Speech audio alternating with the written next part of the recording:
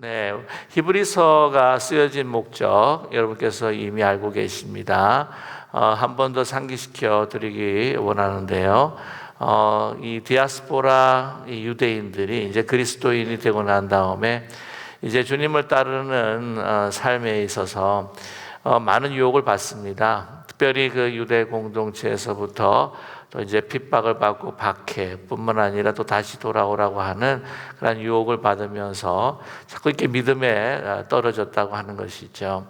그래서 안타까운 나머지 히브리서 이 기자가 너희가 정말 최고의 분을 만났고 유대의 전통에서 또한 오랫동안 믿었던 우리 옛날에 그 신앙의 그 습관과 또한 모든 그 가르침보다도 더 우월하고 탁월하신 예수님을 우리가 믿었는데 어떻게 그 믿음에서 떨어질 수가 있느냐, 다시 정말 유대교로 또 유대 공동체로 돌아갈 수가 있느냐라고 이렇게 안타깝게 부르짖고 있다고 하는 것입니다.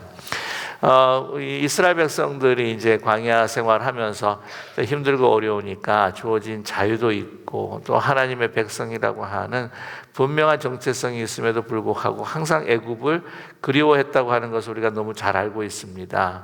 거기에 더 풍성한 많은 것들이 있고 더 훌륭한 것들이 있고 나를 즐겁게 해주는 것들이 더 있을 것 같아서 다시 돌아가고 싶은 그런 유혹에 빠졌다고 하는 것이죠. 비슷하게 이렇게 예수님을 따르면서 정말 그리스도 안에 자유가 주어지고 죽음에서의 해방을 또한 경험하고 체험하는 가운데 있어서 그 옛날의 그 습관과 생각, 또 옛날의 그 사람들의 또한 그 권유와 유혹, 또한 또 그 사람들로 인해서 오는 또 핍박, 여러 가지 불편함으로 자꾸 그쪽으로 이제 돌아가려고 하고 또한 믿음에 떨어지려고 하는 그 모습을 보고 히브리 기자는 너무 안타까웠다고 하는 것이죠. 그래서 이 히브리 기자는 항상 그렇게 이야기를 합니다. 이 유대교에서 또한 숭상했던 여러분 잘 아시는 그 천사보다도 더 탁월하고 우월하신 분이 바로 예수 그리스도이시다. 선지자보다도 어떤 선지자보다도 더 우월하시고 또한 하나님의 말씀과 또 율법을 완성시키신 분이 바로 예수 그리스도가 아니시냐. 또한 너희들이 가장 최고의 메시아적인 인물로 또 이렇게 숭배하는 이 모세보다도 더 이렇게 탁월하시고 훌륭하신 분이고 정말 그의 그 집을 지었던 하나님의 집을 관리하는 사람이었지 모세는 하나님의 집을 지은 사람이 아니다. 하나님의 집을 지은 분은 바로 주님 자신, 하나님 자신이었던 주 예수 그리스도가 아니시냐라고 이렇게 말씀하고 있습니다. 오늘 이제 말씀을 보게 되면은요, 이 대제사장 예수 그리스도께서 이제 대제사장이다. 대제사장이라고 한다고 하면 그 유대 사람이 다 떠올리는 사람은 바로 아론이었습니다. 정말 아론보다도 더 훌륭하고 탁월하신 분이냐? 그렇다고 하는 것이죠. 아론은 견줄 바가 못 된다. 따라오지 못하는 정말 우월하신 아주 최고의 대제사장이다라고 하는 것을 우리에게 말씀해 주고 있습니다. 그래서 이 5장에 있는 이 말씀은 여러분이 그 아시는 그 멜기세덱의 반차, 그 서열, 그 라인과 같은 바로 분이 예수 그리스도시다. 그분 아론과 같은 그러한 제사장이 아니다라고 하는 것을 우리에게 말씀해주고 있습니다. 그래서 오늘 이 그 멜기세덱이라고 하는 것을 이해하는 것과 또한 대제사장이라고 하는 그 역할과 기능을 또 이해하는 이러한 귀한 말씀들을 사실 우리가 오늘 대하게 되는데요. 오늘도 함께 오늘 말씀을 통해서 크신 은혜가 우리에게 임하고 우리 말씀을 통해서 어떻게 살아야 할 것인가 하는 결단이 있는 복된 시간이 되기를 간절히 소망합니다. 우리 대제사장에 대한 이해를 우리가 좀 해야 할 필요가 있습니다. 예수님께서도 우리 구원을 위해서 우리 하나님의 그 사명을 받고 오신 제사장이십니다. 그러나 어느 누구보다도 탁월하신 대제사장, 한 번의 그 죽으심으로 인하여서 모든 시간과 공간을 넘어선 과거와 현재와 미래의 모든 인류의 그 죄들을 다 속죄하신 바로 너무나도 탁월하시고 훌륭하신 최고의 궁극적인 대제사장이라고 하는 것입니다. 예수님을 따르는 우리 모두들도요, 사실은 이러한 직분과 또한 사명을 가지고 있는 줄로 믿습니다. 왜냐하면 베드로 사도가 분명히 베드로 전서에서도 이야기한 것처럼 2장 9절에 우리는 어떤 사람이라고요? 왕 같은 제사장이다 라고 이렇게 우리에게 말씀하고 있습니다. 왕 같은 제사장, 대제사장과 같은 기능과 역할을 하는 사람이라고 하는 것을, 사명을 가진 사람이라고 하는 것을 분명히 우리에게 가르쳐 주고 계십니다. 자, 그래서 이제 그 아론과 예수님을 이제 비교하기 전에 대제사장이라고 하는 것이 어떤 이들이냐, 너희 알고 있지 않느냐, 우리 다시 한번 상기하면서 같이 논하자라고 히브리 기자는 오늘 그 1절을 시작하고 있습니다. 오늘 대제사장마다 사람 가운데 택한 자임으로 하나님께 속한 일에 사람을 위하여 예물과 속지 않은 제사를 드리게 하나니라고 하는 것을 말씀해 주고 계시는데요. 여기 한 구절에요, 거의 모든 것이 다 들어가 있습니다. 어떻게 대제사장이 되고 그가 하는 목적이, 이 대제사장이 된 목적이 무엇이며, 또한 대제사장은 무엇을 해야 하는가 하는 그 기능과 사명문을 우리에게 말씀해 주고 있습니다. 대제사장마다 누구 가운데에서 뽑는다고요? 사람 가운데에서 뽑는다. 이거 당연한 일이라고 생각하지 않습니까? 그런데 사람 가운데, 천사 가운데에 선택한 것이 아니에요. 사람 가운데에 대제사장을 하나님께서 선택하시는 겁니다. 우리 인간의 어떤 선택으로 그냥 혈통을 통해서 사실은 주어지는 것이 아니라 하나님께서 부르심을 따라서 선택하는 것이 바로 대제사장이다라고 말씀합니다. 여기 사람 가운데, 사람이 가운데 대제사장이 됩니다. 왜 사람이 가운데 하나님께서는 대제사장을 선택하신 것일까?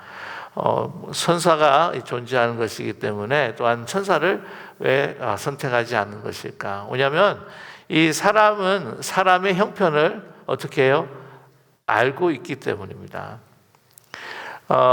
우리가 그 미국의 대통령을 뽑거나 한국의 대통령을 뽑을 때에 다른 나라 사람을 뽑지 않아요. 그렇지 않습니까? 이 나라의 문화 그리고 언어에 너무 잘 알고 또한 이해할 뿐만 아니라 또한 이 나라를 한 국민으로 사랑하는 그 사람이 바로 그 가운데에서 대통령이 뽑혀야 된다고 하는 것이죠. 왜냐하면 우리 이 국가의 그 사정을 너무나 잘 알고 있기 때문입니다. 그래서 우리 인간의 어떤 그 연약함과 인간의 어떤 죄성, 고통과 아픔을 잘 아는 사람이라고 하는 것을 그 부연 설명을 또 다음 절에서 우리가 하고 있는데요. 이제 계속해서 보시게 되면은 하나님께 속한 일에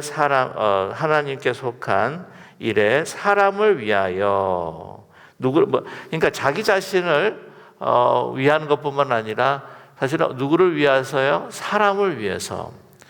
하나님께 속한 일에 사람을 위하여 예물과 속지 않은 제사를 드린다.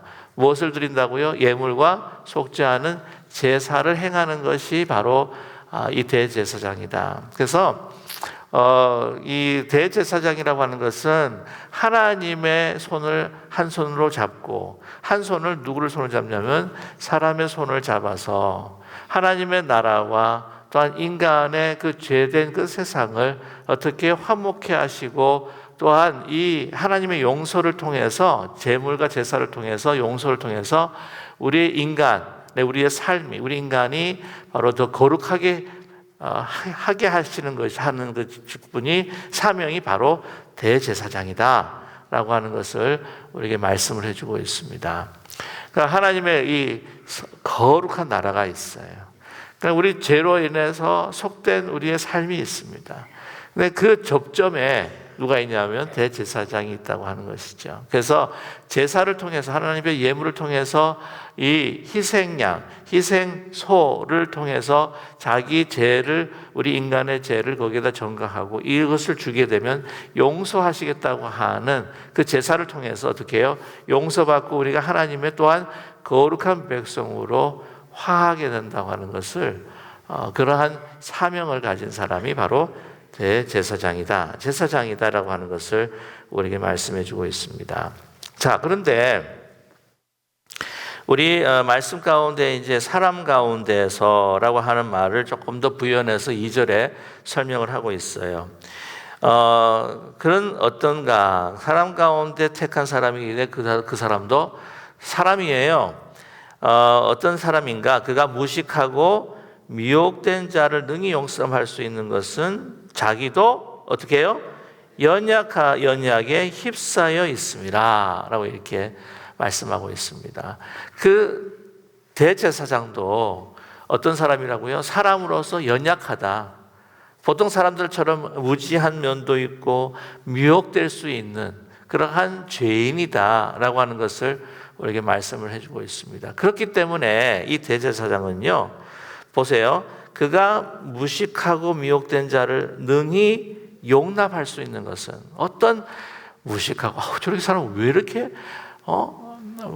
무지하고 무자비하고 하나님을 모르는 사람일까? 라고 이렇게 판단되는 사람이라고 할지라도 이렇게 주님 앞에 하나님 앞에 용서받기 재물을 갖고 오면 어떻게 해요? 그게 다 용납을 하는 거죠. 그 사람들을 불쌍히 긍휼히 여기면서 용납을 해야 하는 겁니다. 자, 왜 그렇게 용납을 해야 되느냐? 뭐냐면 자기도 비슷한 사람이에요. 똑같은 사람이기 때문에. 나도 허물이 많고 죄 많고 미흡하고 무지한 자이기 때문에 내가 이러한 하나님의 거룩한 직분을 받아서 하나님 앞에 대제사장이 될 수 있었다고 하는 것. 이건 하나님의 무조건적인 선택이라고 하는 은혜 속에서 다른 사람들을 바라보면서 그들이 무지하고 오늘 말씀처럼 미혹된 자라고 하실지라도 긍휼히 여기면서 용납할 수 있는 자가 누구예요? 대제사장, 제사장이라고 하는 사실입니다. 그런데 예수님 당시에 그들은 어떻게 했냐면요, 그것을 자신의 특권으로 생각해서 그냥 선을 그어버리고 맙니다. 저 사람들은 미혹되고 저 사람은 하나님께서 버려버린 자, 우리는 어떻게? 하나님께서 선택하신 거룩한 자 라고 해가지고 완전히 선을 그어버리는 거예요. 그러나 모든 사람, 어떤 사람이라고 할지라도 하나님의 자녀, 하나님 앞에 올 수 있는 그러한 분명한 하나님께서 주신 긍휼하심이 있기 때문에 자기 자신도 어떻게 해요? 자기가 거룩해서 그 사람을 만지면 안 돼. 그 사람을 만지면 내가 부정해져. 뭐 이런 생각들을 가지면서 자기가 누가 거룩한지, 누가 속되고 아주 하나님의 저주 아래서 살아갈 수밖에 없는, 영원한 심판을 살아갈 수밖에 없는 그 선을 그으면서 자기가 어떤 그것을 가지고 권세를 나타내고 특권 의식을 가졌다고 하는 것입니다. 그게 예수님의 마음에 결코 들지 않았다고 하는 거예요. 저와 여러분, 왕같은 제사장이라고 우리를 부르셨을 때에 우리도 흠 많고 미혹되기 쉽고 허물 많고 아직도 죄를 짓고 있는 연약함에 휩싸여 있는 사람이기에 다른 사람들을 바라보면서 이 은혜가 그들에게 미치면 좋겠다라고 하는 긍휼한 마음을 가지고 용납하는 마음으로 끌어안는 것이 누구다? 대제사장이고 제사장이다. 바로 우리의 주님을 따르는 우리의 참된 모습이 되어야 된다라고 하는 것을 여러분 확신하고 믿고 실천하기 원하는 우리 모두가 되기를 간절히 원합니다. 그래서 교회는요, 세상과 우리를 선을 긋는 게 아니에요. 한 손으로는 이 하나님의 손을 붙들고 정말 나에게 향하신 긍휼하신 마음을 가지고 이 세상을 한 손을 붙들고 어떻게 하든지 정말 이 세상의 사람들이 주님 앞에 돌아오기를 간절히 정말 주님처럼 간구하고 기도하고 주의 그 사랑과 그 은혜의 복음을 전하는 것이 교회다. 라고 믿으시는가요?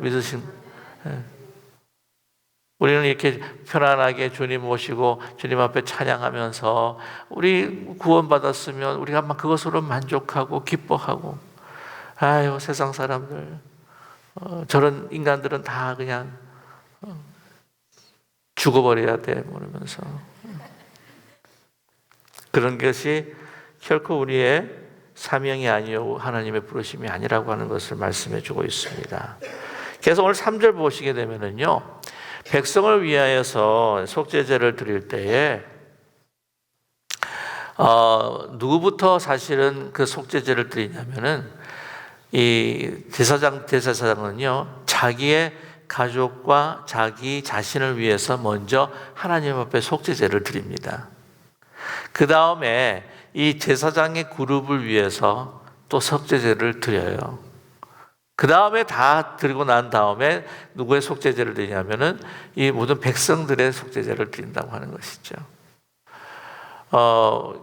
그때 당시 뭐 대제사장, 제사장, 뭐 레위 사람들, 또한 다른 어떤 평민들, 이런 하이어알키어한 어떤 그 구조가 이제 있었긴 했었지만은, 그러나 그거를 조금 우리 교회도 비춰본다고 한다면은, 저는 이 말씀을 이제 대하면서 좀 저에게도 가슴이 많이 좀 찔린 면이 있습니다. 제가 우리 성도님들을 위해 기도할 때, 성도님들과 우리 하나님과의 화목하기 위해서 그 말씀으로 또한 이 목회하면서 인도할 때에 제가 그런 깨달음을 가졌어요. 내가 하나님 앞에 막 죄에 대한 용서를 제일 많이 간구해야 될 사람이 누굴까? 저구나 하는 생각을 갖게 되었습니다. 지도자라고 하는 것은 그 함께하는 우리 성도님들을 위해, 공동체의 믿음의 형제 자매들을 위해, 그들이 나를 통해서, 아니 예수 그리스도를 통해서 그들에게 축복이 가고, 또한 그들을 위해서 중보의 기도를 드릴 때에 누가 제일 먼저 하나님 앞에 나아가 우리의 죄를 고백하고 죄 용서함을 받아야 될 사람인가? 이 교회 지도자들이라고 하는 것이죠. 나의 허물이 뭔지, 나의 부족함이 뭔지, 그리고 하나님께 주신 그 은혜를 통하여서 더 우리 교회 지도자들이, 저를 포함해서, 제가 제일 먼저 그래야 되겠지만, 긍휼한 마음을 가지고 하나님께 주신 이 귀한 제사장의 사명을 다해야 되겠구나, 결심해야겠다라고 하는 그러한 그 묵상과 깨달음을 또한 주셨습니다. 그래서 그 사전의 말씀을 보게 되면은요, 이 존귀, 이 얼마나 귀하신 특권입니까? 이 얼마나 귀하신, 우리에게 주신 정말 귀하신 사명입니까? 아무도 스스로 취하지 못하고 오직 아론과 같이 어떻게 해요? 하나님의 부르심을 받은 자라야 합니다. 하나님의 부르심을. 이게 소위 말하면 컬링이라고 하는 거죠. 그래서 이제 목회자가 될 때도 그렇고요, 또한 우리가 부르심을 받은 우리 성도들도 그렇고요, 이 하나님의 전적인 은혜와 또한 하나님의 강권적인 선택에 우리가 부르심을 받았다라고 하는 것을 잊지 않는 우리 모두가 되기를 간절히 소망합니다. 그러니까 우리 하나님의 그 선택과 이 부르심이라고 하는 것은 혈통으로 이제 이어지는 것이 결코 아니라고 하는 것이죠. 그러니까 뭐 예를 들자고 하면 뭐 이럴 수도 있겠습니다. 우리 아버지가 이제 목사님이니까 나도 이제 목사님의 아들이니까 내가 목사가 돼야 되지, 이게 아니라는 거죠. 내가 장로님의 아들이기 때문에 내가 딸도 됩니다. 요즘엔 죄송합니다. 아들만 이야기해서 내가 딸이기 때문에 내가 장로가 돼야 되지, 이게 혈통으로 이어지는 것이 사실은 결코 아니라는 거죠. 아론 같은 경우에는 이제 혈통으로 이어지는 그러한 것이 있었습니다. 예수님 당시 같은 경우에도 대제사장이 어떤 정치적인 어떤 힘과 그 권력을 가지고 또한 그 혈통을 따라서 이제 이어지게 되는데, 정말 진정한 의미의 대제사장이라고 하는 것은 어떤 혈통이나 어떤 가문이나 인간의 어떤 외형적인 어떤 조건을 통해서 이어지는 것이 결코 아니라 무엇이라고요? 하나님의 부르심이라고 하는 거예요. 이 부르심 속에서 우리가 정말 구원을 얻게 되고 이런 사명을 얻게 된다고 하는 것을 잊지 않는 우리 모두가 되기를 간절히 소망합니다. 그래서 이게 참 이 신앙이 이렇게 쭉 해서 이어오는 것이 굉장히 소중해요.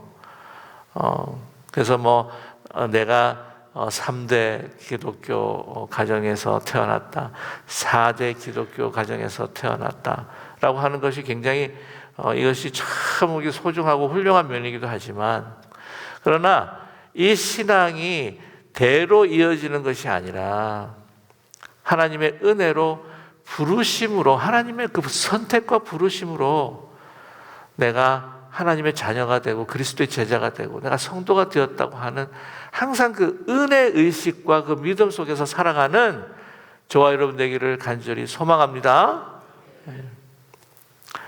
자, 그래서 이 대제사장도요 보면은 아론도 혈통으로 이어진 것이 아니지 않느냐, 부르심이라고 하는 것이죠.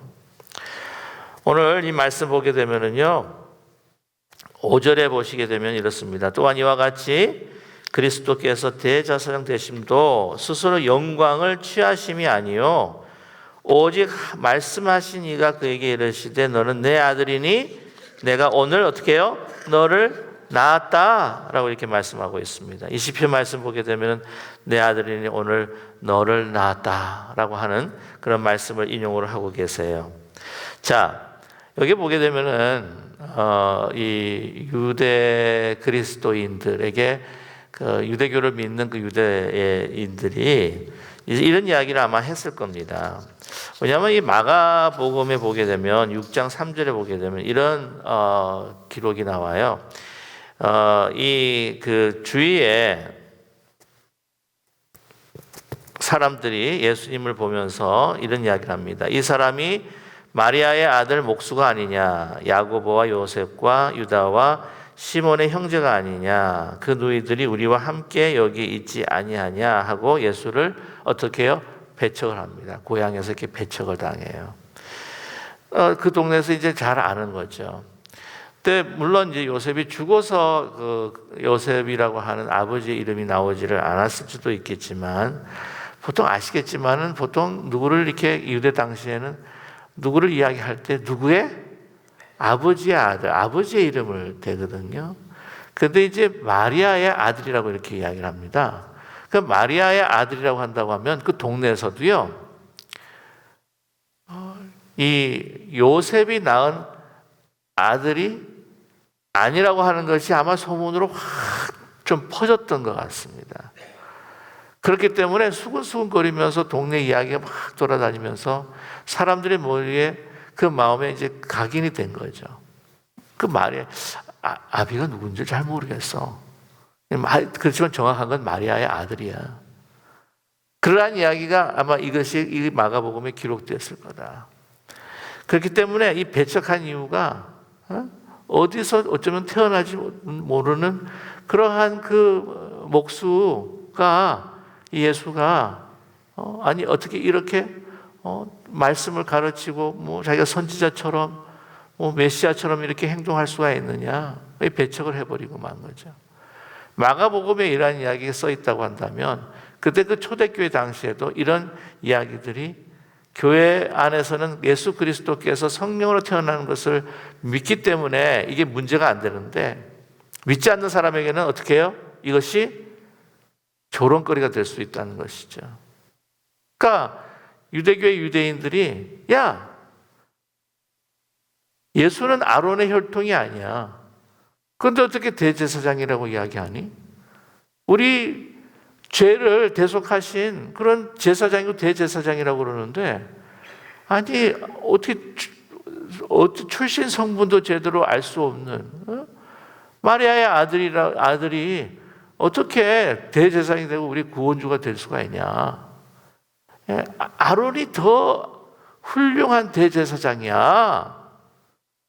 그리고 지금 성전에서 행하고 있는 그 제사, 그 제사를 드리고 있는 그 아론의 혈통으로 내려온 그 제사장들이 더 훌륭한 제사장들이야 라고 이야기했을 겁니다. 그럴 때에 히브리 기자는 뭐라고 하냐면 혈통으로 이어지는 게 아니라는 거죠. 대제사장은 영적으로 봤을 때 참된 대제사장은 어떻게 해요? 하나님이 부르시는 거예요. 사명을 주시는 거예요. 택하시는 것입니다. 예수님께서 하나님의 택하심을 받았는데 이건 보통 택하심이 아니에요. 뭐라고 하셨다고요? 너는 내 아들이라. 우리 지난 주일 주기도문에 대한 기도를 우리가 함께 같이 좀 보고 하면서 말씀드렸습니다. 다른 종파에 없는 주님 가르치신 기도, 그 중에 가장 뚜렷한 그 차이가 뭐냐면 하나님을 뭐라고 부르세요? 예수님이 하늘에 계신 하나님 아버지라고 부르신단 말이에요. 아버지.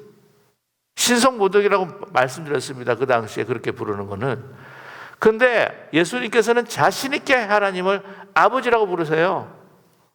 왜요? 자기가 아들이니까. 아들이니까. 여러분, 하나님의 아들 되신 대제사장, 그 부르심을 받은 제사장이 더 탁월하고 훌륭하시겠습니까? 아니면 아론이 더 훌륭하겠습니까? 견줄 수가 없는 거잖아요. 그렇게 말씀하시는 거예요. 그러면서 이 예수님을 뭐로 비유하냐면은 멜기세덱의 반차를 따르는 제사장이다 라고 이렇게 말씀하고 있습니다. 이 부분에 있어서 여러분이 그 신앙생활 하시면서 히브리서를 계속 좀 읽으시면서도 잘 이해가 되지 않는 부분들이 아마 있으셨을 거예요. 그렇지 않습니까? 이 멜기세덱하고 예수님이 무슨 이야기냐라고 하는 생각을 가지실 거예요. 여러분 잘 아시겠지만은 이 멜기세덱과 그리스도를 사실은 지금 비교를 하고 있습니다. 멜기세덱이라고 하면은 여러분 아시겠지만은 딱 한 번 사건 속에 나타나요. 이제 시편에서도 이제 그 나타난 멜기세덱의 그 사건을 가지고 또 다윗이 110편에서 멜기세덱에 대한 그 언급을 하고 또한 하나님 앞에 노래하고 있죠. 여러분 창세기 이제 14장을 보게 되면은 이제 가나안의 그 왕들, 그래서 그 아브라함이 자기의 조카 롯이 이제 잡혀 있는 것을 구해내기 위해서 그 왕들을 칩니다. 승리하죠. 그래서 이제 돌아올 때 누구를 만납니까? 멜기세덱, 이 살렘의 왕, 예루살렘의 왕입니다. 그래서 그에게 그 앞에 제사를 드리게 되죠. 그리고 우선 10의 그때부터 이제 10의 사실은 우리 11조라고 하는 10의 1조의 개념이 이제 생기게 되는데 그때 딱 한 번 나타나요. 근데 이분이 어떤 사람인지 이 유대교 안에서도 이분의 그 성분 어떤 분인지 어디 정말 살렘의 왕이라고 하는데 그 역사의 기록이 어떤지를 잘 몰라요. 딱 한 번 나타나시는데 그때 보면은 아브라함에게 먹을 주냐면은 떡과 포도주를 줘요. 이게 뭐가 비교되냐면은 예수 그리스도께서 우리에게 무엇을 주세요? 성찬을 통해서 떡과 포도주를 주시잖아요. 자, 그래서 이분은 하나님께서 아론이라고 하는 대제사장과 그한 그 후에 나타난 제사장과 레위 지파 이전에 존재했던 대제사장이라고 하는 것입니다. 어디서 그래서 오늘 보게 되면은 이 계속해서 이 히브리서 7장을 보게 되면은 그는 아비도 없고 어미도 없고 시작한 날도 없고 생명도 끝도 없다라고 그렇게 나중에 7장에 보시게 히브리서 7장에 보게 되면은 이 예수님의 대제사장에 관한 멜기세덱에 관한 이야기를 이제 하고 계세요. 더 보충 설명을. 그 레위 지파 이전에 출현하신 바로 대제사장. 그 시작도 끝도 없고 영원하신 그 대제사장. 자, 보면 시편에 보시게 되면은요, 이 멜기세덱에 대한 말씀이 나옵니다. 이 시편 110편은 누구의 시냐면 다윗의 시입니다. 다윗이 하나님 앞에 이제 기도를 하는데, 자, 맨 처음 보면 1절에 보시게 되면 여호와께서, 자, 시편 110편이에요. 여호와께서 내 주에게 말씀하시기를 내가 내 원수들로 내 발판이 되게 하기까지 너는 내 오른쪽에 앉아 있으라 하셨도다. 내 오른쪽에 앉아 있어도 하셨도다. 내 원수들의 내 발판이 되기 하기 전까지 내 오른편에 앉아 계시도다 하라고 말씀하셨다는 것이죠. 근데 다윗이 하나님이 계시고 지금 다윗이 하나님 앞에 기도하는데 다윗의 주가 되는 거예요. 다윗의 주. 그래서 이걸 갖다가 메시아의 시편이라고 하는 이야기가 있습니다. 그러니까 다윗에 대한 시편이 다윗이 어느 하는 주, 하나님은 계시고 하나의 그 메시아적인 어떤 그 주를 대해서 이야기를 하고 계시는데, 이 말씀 보시게 되면은 110편 보게 되면은 4절에 이 주에 대한 이야기를 합니다. 여호와는 맹세하고 변하지 아니하시리라. 이르시기를 너는 멜기세덱의 서열을 따라 영원한 제사장이라 하셨도다. 주의 오른쪽에 계신 주께서 그의 노하시는 날에 왕들을 쳐서 깨뜨리실 것이라 라고 이렇게 말씀하고 있습니다. 그러니까 그 주라고 하는 분이 멜기세덱의 서열을 따라서 어떤 제사장이 되신다고요? 영원한 제사장.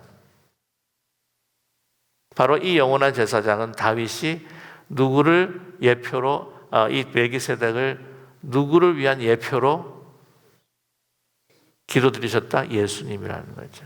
그래서 멜기세덱이라는 것이 나옵니다. 자, 5절에 6절의 말씀 또한 이와 같이 다른 데서 말씀하시되 너는 영원히 멜기세덱의 반차를 따르는 제사장이라 하셨으니, 이 말씀이 어디 나오는 시편 110편에 나오고 있다고 하는 것이죠. 자, 오늘 7절 말씀에 그는 어떤 분인가? 그는 육체에 계실 때에 자기를 죽음에서 능히 구원하실 이에게 심한 통곡과 눈물로 간구로 소원을 올렸고 그의 경건하심으로 말미암아 들으심을 얻었느니라. 어떤 분이세요? 자기를 죽음에서 능히 구하실 하나님께 심한 통곡과 눈물과 간구와 소원을 올렸습니다. 자신의 소원을 올리기 위해서 이렇게 눈물과 통곡으로 하나님 앞에 간구하셨나요? 아니죠. 누구를 위한 기도입니까? 저와 여러분을 위한 기도입니다. 이것이 바로 예수 그리스도의 대제사장의 사역이었고 그 마음의 중심이었습니다. 자기를 위한 것이 아니었어요.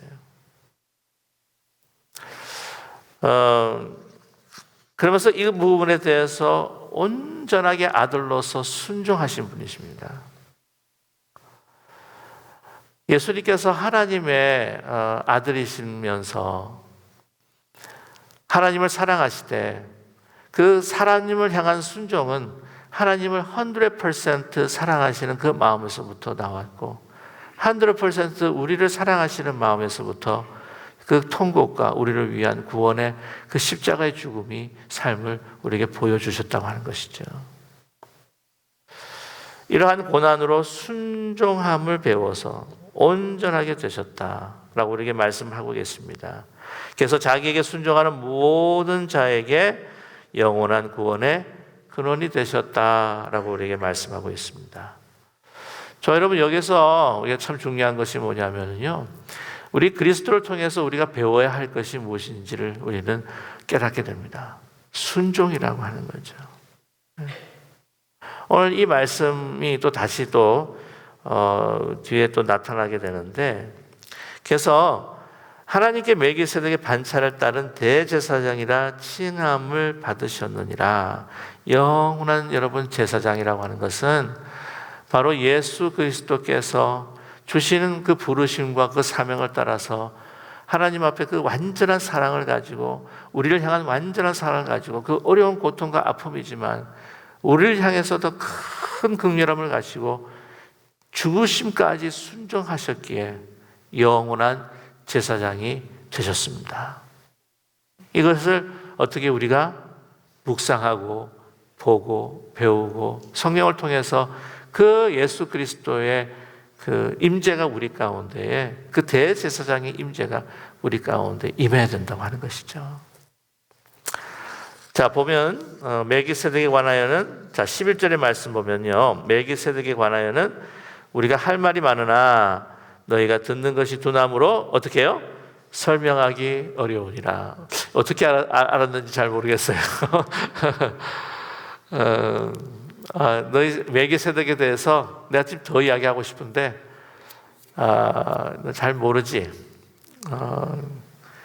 그래서 내가 지금 설명하기 어려운데 잠시 이거 말씀을 그래도 더 설명을 해야 되기 때문에 잠시 멈추고 내가 너희들에게 더 중요한 이야기를 해야 될 거니까 그거 이야기하고 난 다음에 내가 다시 돌아올게. 그래서 7장부터 또 멜기세덱의 이야기가 나와요.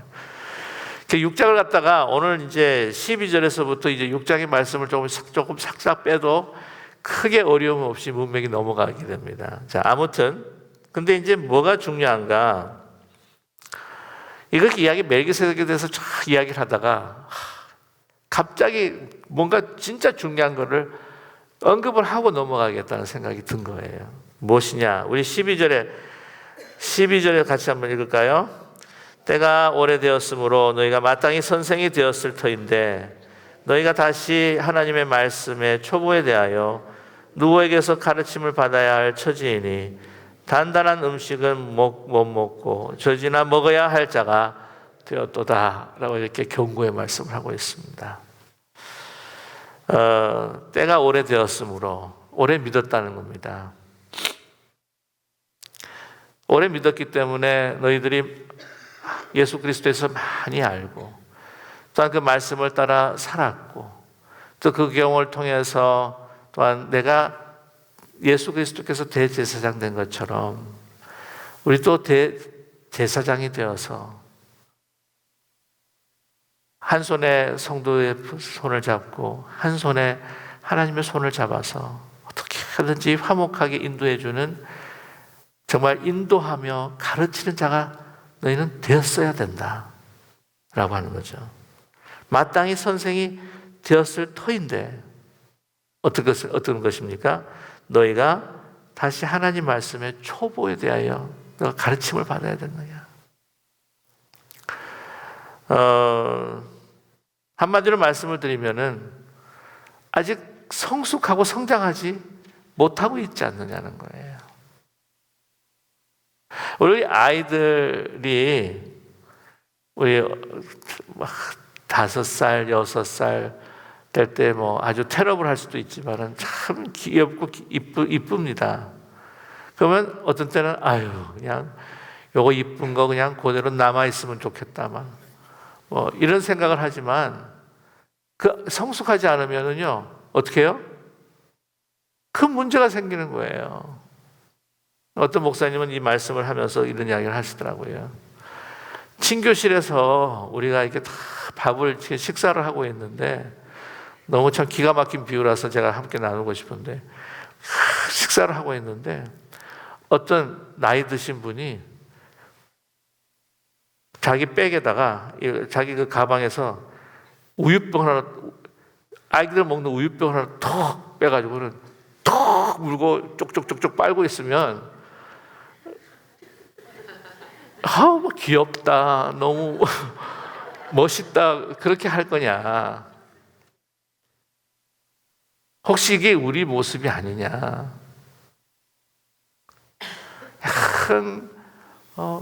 예수 믿으면은 모든 게 다 좋아지고, 뭐 예수 믿으면은 모든 것이 형통하고, 뭐 예수를 통해서 내가 막 그냥 위로받고 편안한 생활을 하고, 이런 것만 계속 원할 거냐? 예수를 따르고 믿음으로 인해서 오는 환난과 고통, 아픔. 내가 정말 잘못하지도 않았는데 어떻게 하든지 믿음에 떨어지지 않기 위해서 그 성도님을 붙들고 정말 죄송하다고 미안하다고 이야기도 해야 되고 예수님께서 우리의 죄를 죄인이 아니신데도 불구하고 그 죄를 자기가 죄인의 모습으로 다른 사람들을 세워주기 위해 나는 낮아지고 다른 사람들이 칭찬받기 위해 나는 욕을 먹고 그거 정말 얼마나 힘들고 어려운 일입니까? 그러나 그런 어려움들을 정말 하나님의 말씀에 순종하면서 그 어렵고 힘든 음식이지만 그것을 막 씹어가면서 그렇게 성숙을 해야 되지 않느냐. 그러지 못하기 때문에 뭔가 조금 어려움이 닥쳐오면 막 흔들리고 뭔가 유혹이 오면 그게 막 쉽게 빠지고 그런 결과가 아니냐. 너희들이 아직 성숙하지 못해서 예수 그리스도의 대제사장 되심을 따를 때에 그것이 힘들고 어렵지만 그러나 정말 이 딱딱한 그거라도 내가 먹고 순종하며 따르겠습니다라고 하면서 씹으면서 그것을 소화해내야 너희들이 성숙해지지 않느냐는 거죠. 그렇지 않습니까? 한국 교회의 문제가 뭐냐면 올해는 믿었는데 아직도 우유병을 빨고 있는 분들이 너무 많다는 거잖아요. 말씀을 순종하고 그것이 정말 나의 성품이 되고 나의 확실한 믿음이 되면서 이제는 여러분 연단을 받는 거예요. 연단을. 그래야 사람이 단단해지는 겁니다. 흐물흐물해지는 거 아니에요. 갈대처럼 막 부른 대로 막 이리저리로 흔들리는 것이 아니죠. 그런 연단을 받아야 어떻게 해요? 이제 그리스도의 마음과 그리스도의 그 심장을 가지고 그리스도의 눈을 가지고 이제는 분별이에요. 비난하는 게 아니에요. 뭐가 옳은 것인지 뭐가 아닌 것인지 뭐가 하나님께 속한 것인지 세상에 속한 것인지 이거를 분별하면서 더욱더 하나님의 영광을 나타내고 또한 이 제사장으로서 사람을 우리 믿음으로 떨어져 나가려고 하는 그 사람들을 붙들고 주님 앞에 인도할 수 있는 그러한 장성한 성숙한 주님의 사람들 그리스도인들이 될 수 있다는 것을 우리에게 말씀해 주고 있습니다. 저와 여러분 한번 다시 다른 사람 볼 필요 없고 저는 저 자신을 보고 여러분 자신들을 보면서 한번 깊이 한번 생각해 보기를 간절히 소망합니다. 제사장은요, 궁극적으로는 십자가를 지는 주님이 제 제사장이라고 하는 것을 우리가 믿을 때에 나를 위한 것이 아니라 하나님을 위하고 먼저 하나님을 위하고 먼저 다른 사람을 위하는 그러한 사람들이 바로 대제사장이요. 바로 예수 그리스도의 삶이라고 하는 것을 다시 한번 깊이 깨달을 수 있는 또한 우리가 다시 한번 우리 자신을 바라볼 수 있는 평가해 볼 수 있는 오늘 이 시간이 되기를 간절히 소망합니다. 내가 좀 불편하더라도 내가 좀 힘들더라도 내가 하나님의 손을 잡고 다른 사람의 손을 잡을 수 있는 거룩한 대제사장이 그리스도를 따르는 대제사장이 될 수 있다면 주님 이것이 나에게는 인생의 가장 최고의 기쁨이요 하나님 것이 사명을 다하는 일이 아니겠습니까? 그런 사람들이 될 수 있도록 성숙한 제사장들이 될 수 있도록 저희들에게 그 은혜를 인쳐주시고 성령께서 우리를 주장하여 주시옵소서. 우리 함께 기도하시는 이 시간이 되기를 원합니다.